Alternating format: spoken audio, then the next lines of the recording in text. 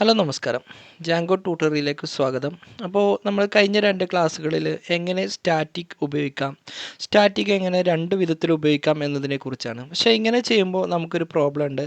നമ്മളിപ്പോൾ കഴിഞ്ഞ ക്ലാസ്സിലൊക്കെ പറഞ്ഞത് ഒരു ആപ്സിൻ്റെ ഉള്ളിൽ സ്റ്റാറ്റിക് ഉപയോഗിക്കുന്നതിനെ കുറിച്ചാണ്. പക്ഷേ നമ്മളൊരു വലിയ പ്രൊജക്റ്റൊക്കെ ചെയ്യുകയാണെങ്കിൽ അതിൽ ഒരു ആപ്സ് മാത്രമല്ല കുറേ ആപ്സുകൾ വരും. ആപ്സ് എന്നുള്ളത് എന്താണെന്ന് നമ്മൾ മുമ്പത്തെ ഒരു വീഡിയോ ചെയ്തിട്ടുണ്ട്. അപ്പോൾ അത് നിങ്ങളൊന്ന് ചെക്ക് ചെയ്ത് നോക്കിയാൽ മതി. ഇപ്പോൾ ചില വലിയ പ്രൊജക്റ്റിലൊക്കെ ചിലപ്പോൾ 10, 20, 30 ആപ്സുകളൊക്കെ വരാനുണ്ട്.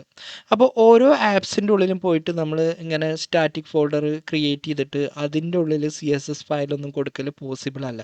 ഇപ്പോൾ വലിയ പ്രൊജക്റ്റൊക്കെ ആണെങ്കിൽ 100 കണക്കിന് ആപ്സുകളൊക്കെ വരികയാണെങ്കിൽ അതിൽ ഓരോ 100 പേജിലും നമ്മൾ സെപ്പറേറ്റ് ആപ്സുകളൊക്കെ സ്റ്റാറ്റിക് ഫോൾഡറുകളൊക്കെ ക്രിയേറ്റ് ചെയ്ത് അതിൽ ഫയലുകളൊക്കെ കൊടുക്കൽ ബുദ്ധിമുട്ടാണ്. അതേപോലെ തന്നെ കോമൺ ആയിട്ട് ഒരേപോലെ തന്നെ പല സ്റ്റൈലുകളും പല ഭാഗത്ത് ഉപയോഗിക്കേണ്ടതായിട്ട് വരും. അപ്പോൾ അത് റിപ്പീറ്റ് ചെയ്ത് നമ്മൾ എന്ത് ചെയ്യേണ്ടി വരും, ഓരോ പേജിൽ ഉപയോഗിക്കേണ്ടതായിട്ട് വരും. അപ്പോൾ ഈ പ്രോബ്ലം ഒഴിവാക്കാൻ വേണ്ടിയിട്ട് ഉപയോഗിക്കുന്ന ഒരു മെത്തേഡാണ് ഗ്ലോബൽ CSS ഫയൽ അല്ലെങ്കിൽ ഗ്ലോബൽ സ്റ്റാറ്റിക് ഫയൽ.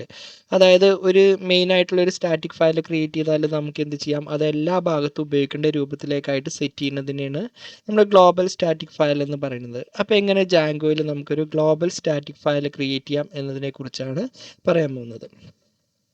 അപ്പോൾ നമ്മൾ ക്രിയേറ്റ് ചെയ്യാൻ വേണ്ടിയിട്ട് ആപ്സിൻ്റെ ഉള്ളിലല്ല, ആപ്സിൻ്റെ പുറത്ത് നമ്മൾ പ്രൊജക്റ്റിൻ്റെ ഉള്ളിൽ നമ്മൾ എന്ത് ചെയ്യാണ്, ഒരു ഫോൾഡർ ക്രിയേറ്റ് ചെയ്യാണ്. ആ ഫോൾഡറിൻ്റെ പേര് ഞാൻ ഗ്ലോബൽ സ്റ്റാറ്റിക് എന്ന് ചേർത്ത് കൊടുക്കുന്നുണ്ട്. പേരൊക്കെ ചോയ്സ് ആണ്, തന്നെ ആവണമെന്നില്ല. ഇഷ്ടമുള്ള ഏത് പേര് വേണമെങ്കിലും ചേർത്ത് കൊടുക്കാം. നിങ്ങൾക്ക് എന്താണോ പേര് വേണ്ടത് അത് നിങ്ങൾക്ക് ചേർത്ത് കൊടുക്കാം, ചോയ്സ് ആണ്. അതിനുശേഷം നമുക്ക് എന്ത് ചെയ്യാം, ഇതിൻ്റെ ഉള്ളിൽ ഒരു CSS ഫയൽ ക്രിയേറ്റ് ചെയ്യാം. ഫയലിൻ്റെ പേര് ഞാൻ എന്ത് ചെയ്യുന്നുണ്ട്, മൈ സ്റ്റൈൽ എന്ന് ചേർത്ത് കൊടുക്കുന്നുണ്ട്. പേരൊക്കെ ചോയ്സ് ആണ്, എന്ന് വേണമെന്നുണ്ടെങ്കിലും നിങ്ങൾക്ക് ചേർത്ത് കൊടുക്കാം. ഞാൻ ഓൾറെഡി ഒരു സ്റ്റൈൽ എന്നുള്ളൊരു ഫയൽ യൂസ് ചെയ്തത് കൊണ്ടാണ് ഞാൻ എന്ത് ചെയ്യുന്നത്, അത് ഒഴിവാക്കി മൈ സ്റ്റൈൽ എന്ന് ചേർത്ത് കൊടുത്തത്. ഇതിൻ്റെ ഉള്ളിൽ നമുക്ക് എന്ത് ചെയ്യാം, ബാക്ക്ഗ്രൗണ്ടിലേക്ക് ഒരു കളർ കൊടുക്കേണ്ട രൂപത്തിൽ ഒന്ന് CSS ഫയൽ എഴുതാം. Body background colour. നിലവിലിപ്പോൾ ഇതിൽ ബാക്ക്ഗ്രൗണ്ട് കളർ എന്ന് പറയുന്നത് റെഡാണ്. അപ്പോൾ ഞാൻ അതിന് പകരം ഇതിന് എന്ത് ചെയ്യുന്നുണ്ട്, ഗ്രീൻ എന്ന് ചേർത്ത് കൊടുക്കുന്നുണ്ട്.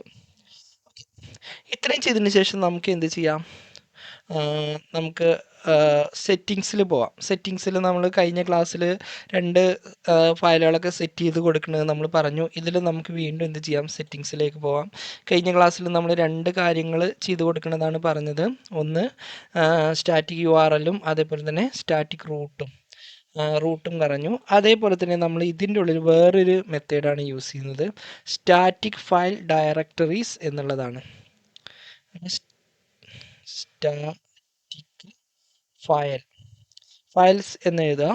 അതിനുശേഷം അണ്ടർസ്കോർ ഇടുക. എന്നിട്ട് DIRS എന്ന് ചേർത്ത് കൊടുക്കുക. ഡയറക്ടറീസിൻ്റെ ഷോർട്ടാണ്. അതിനുശേഷം എന്ത് ചെയ്യാം, ഇവിടെ വന്ന് ഡയറക്ടറീസ് എന്ന് ചേർത്തതിന് ശേഷം ഇതൊരു ലിസ്റ്റായിട്ടാണ് നമ്മൾ ചേർത്ത് കൊടുക്കുന്നത്. അപ്പോൾ എന്ത് ചെയ്യുക, ഒരു ബ്രാക്കറ്റ് ഇടുക. ലിസ്റ്റ് ആകുമ്പോൾ നമ്മൾ ഇതുപോലെ ഒന്ന് സ്ക്വയർ ബ്രാക്കറ്റ് ഇട്ട് കൊടുക്കുക. ഇതിൻ്റെ ഉള്ളിൽ നമ്മൾ എന്ത് ചെയ്യുക, ബേസ് ഡയറക്ടറി എന്ന് ചേർത്ത് കൊടുക്കുക. എന്നിട്ട് നേരത്തെ നമ്മൾ ചെയ്ത പോലെ തന്നെ ഒരു സ്ലാഷ് ഇട്ട് കൊടുക്കുക. അതിനുശേഷം നമ്മൾ ആ ക്രിയേറ്റ് ചെയ്ത ആ ഫോൾഡറിൻ്റെ പേരെന്താണെങ്കിൽ അതിവിടെ ചേർത്ത് കൊടുക്കുക. നമ്മളിവിടെ ക്രിയേറ്റ് ചെയ്ത ഫോൾഡറിൻ്റെ പേര് എന്ന് പറയുന്നത് ഗ്ലോബൽ സ്റ്റാറ്റിക് എന്നാണ്. അപ്പോൾ ആ പേര് നമ്മളിവിടെ വന്നിട്ട് എന്ത് ചെയ്തു, ചേർത്ത് കൊടുത്തു, ഗ്ലോബൽ സ്റ്റാറ്റിക് എന്ന് ചേർത്ത് കൊടുത്തു. ഇത്രയും ചെയ്തതിന് ശേഷം നമുക്ക് എന്ത് ചെയ്യാം, ഇതൊന്ന് സേവ് ചെയ്ത് നോക്കാം. ഇത്രയും കാര്യങ്ങളൊന്നും ചെയ്തതിന് ശേഷം നമുക്ക് എന്ത് ചെയ്യാം, ഇതൊന്ന് സേവ് ചെയ്ത് നോക്കാം. സേവ് ചെയ്തതിന് ശേഷം നമുക്കിതൊന്ന് റൺ ചെയ്യിപ്പിക്കാം. അപ്പോൾ റൺ ചെയ്യിപ്പിക്കാൻ വേണ്ടിയിട്ട് Python space manage.py space run server. Okay, run ആവുന്നത് വരെ ഒന്ന് വെയിറ്റ് ചെയ്യാം. റൺ ആയിട്ടുണ്ട്, ചെക്ക് ചെയ്ത് നോക്കാം. ഇപ്പോൾ ഇവിടെ മാറിയിട്ടൊന്നുമില്ല. നമ്മൾ നേരത്തെ എന്താണോ CSS കൊടുത്തിരുന്നത് അതേ ഫയൽ തന്നെയാണ് ഇവിടെ വന്നിട്ടുള്ളത്. പുതിയൊരു മാറ്റമൊന്നും ഇതിലേക്ക് വന്നിട്ടില്ല. നമ്മൾ കഴിഞ്ഞ ക്ലാസ്സിൽ പറഞ്ഞ റെഡ് തന്നെയാണ് ഇതിലേക്ക് വന്നിട്ടുള്ളത്.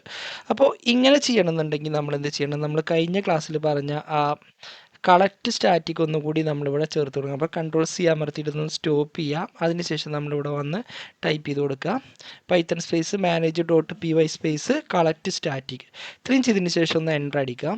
അപ്പോൾ ഈ ഓൾറെഡി കളക്ട് സ്റ്റാറ്റിക്സിൻ്റെ ഉള്ളിൽ നമ്മൾ എന്ത് ചെയ്തിട്ടുണ്ട്, നേരത്തെ ചെയ്ത ഫയലുകളൊക്കെ ആഡ് ചെയ്തിട്ടുണ്ട്. അത് ഓവർ റൈറ്റ് ചെയ്തിട്ട്, അതായത് അതിൻ്റെ ഉള്ളിലുള്ളത് ഒഴിവാക്കിയിട്ട് നമുക്ക് പുതിയത് ആഡ് ചെയ്യണമെന്നാണ് ചോദിക്കുന്നത്. തീർച്ചയായും നമുക്ക് വേണം. അപ്പം നമ്മൾ എന്ത് ചെയ്യുന്നുണ്ട്, എസ് എന്ന് കൊടുക്കുന്നുണ്ട്. അപ്പോൾ ഇതിൻ്റെ ഉള്ളിലേക്ക് പുതിയൊരു ഫയൽ കോപ്പി ആയി എന്നാണ് പറയുന്നത്. മുമ്പുണ്ടായിരുന്ന 128 ഫയൽ ഒന്നും ചേഞ്ച് ചെയ്യുന്നില്ല, അൺമോഡിഫൈഡ് ആവുന്നുണ്ട്. ഇതിലേക്ക് പുതിയതായിട്ട് ഇപ്പോൾ ഒരു ഫയൽ കോപ്പി ചെയ്ത് വന്നിട്ടുണ്ട് എന്നാണ് പറയുന്നത്. അപ്പോൾ നമുക്ക് ഈ സ്റ്റാറ്റിക് ഫയൽ ഒന്ന് ഓപ്പൺ ചെയ്ത് നോക്കാം. അപ്പോൾ ഈ സ്റ്റാറ്റിക് ഫയൽ ഓപ്പൺ ചെയ്ത് നോക്കുമ്പോൾ അതിൽ ഇപ്പോൾ നമ്മൾ ആ ക്രിയേറ്റ് ചെയ്ത മൈ സ്റ്റൈൽ എന്നുള്ളത് കൂടി ഇവിടെ വന്നിട്ടുണ്ട്. ഇനി ഈ മൈ സ്റ്റൈൽ ഇങ്ങനെ ഇവിടെ മാത്രം കൊടുത്താൽ പോരാ, നമുക്ക് എന്ത് ചെയ്യണം, ആ പേജിലേക്ക് അത് കൊണ്ടുവരണം. അത് കൊണ്ടുവരാൻ വേണ്ടിയിട്ട് ഇപ്പോൾ ഇവിടെ സ്റ്റൈൽ എന്നുള്ളത് സ്റ്റാറ്റിക് എന്നുള്ളതിൻ്റെ ഉള്ളത്തെയാണ് യൂസ് ചെയ്തിട്ടുള്ളത്. ഇവിടെ വന്ന് നമ്മൾ എന്ത് ചെയ്യണം, ജസ്റ്റ് ഇതിൻ്റെ മുമ്പിൽ മൈ സ്റ്റൈൽ എന്നുകൂടി ചേർത്ത് കൊടുത്തു. അതായത് നമ്മൾ ആ സ്റ്റാറ്റിക് ഫയലിൻ്റെ ഉള്ളത്തെ ആ ഫയലാണ് നമ്മൾ എന്ത് ചെയ്യുന്നത്, ഇവിടെ യൂസ് ചെയ്യുന്നത്. വീണ്ടും നമുക്കിതൊന്ന് റൺ ചെയ്യിപ്പിച്ച് നോക്കാം. ഓക്കെ, റൺ ചെയ്യിപ്പിച്ചു. നമുക്കിതൊന്ന് റീഡ് ലോഡ് ചെയ്ത് നോക്കാം. അപ്പോൾ നോക്കൂ, ഇതിൻ്റെ കളർ ഇപ്പോൾ ഗ്രീനായി മാറിയിട്ടുണ്ട്.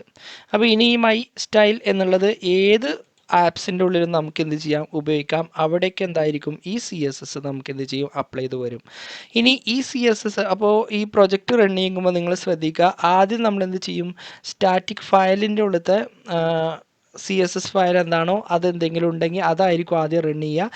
ഇനി അത് അവൈലബിൾ അല്ലെങ്കിൽ, ഇപ്പോൾ കഴിഞ്ഞ ക്ലാസ്സിൽ പ്രോഗ്രാം ഒന്നും ചെയ്തപ്പോൾ നമ്മൾ എന്ത് ചെയ്തിരുന്നാൽ അത് ചേർത്ത് കൊടുത്തിരുന്നില്ല.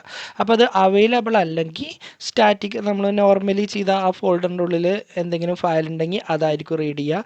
ഇനി അതല്ലെങ്കിൽ ഗ്ലോബലായിട്ടുള്ള ഇപ്പോൾ നമ്മൾ ആ ക്രിയേറ്റ് ചെയ്ത CSS സ്റ്റാറ്റിക്സ് ഫയലിൻ്റെ ഉള്ളത്തെ CSS ആയിരിക്കും എടുക്കുക. അപ്പോൾ 3 വിധത്തിൽ നമ്മൾ സ്റ്റാറ്റിക് ഫയൽ എങ്ങനെ പ്രൊജക്റ്റിൽ ഉപയോഗിക്കാമെന്നാണ് കഴിഞ്ഞ 3 ക്ലാസ്സുകളിലായിട്ട് പറഞ്ഞത്. അപ്പോൾ ഇന്നത്തെ വീഡിയോ നിങ്ങൾക്ക് മനസ്സിലായെന്ന് വിചാരിക്കുന്നു. എന്തെങ്കിലും ഡൗട്ടോ അതല്ലെങ്കിൽ കൂടുതലായിട്ട് എന്തെങ്കിലും വിവരങ്ങൾ അറിയണമെന്നുണ്ടെങ്കിൽ താഴെ ഡിസ്ക്രിപ്ഷനിൽ കാണുന്ന നമ്പറിൽ നിങ്ങൾക്ക് കോൺടാക്റ്റ് ചെയ്യാവുന്നതാണ്. അപ്പോൾ അടുത്തൊരു വീഡിയോയുമായിട്ട് നമുക്ക് വീണ്ടും കാണാം.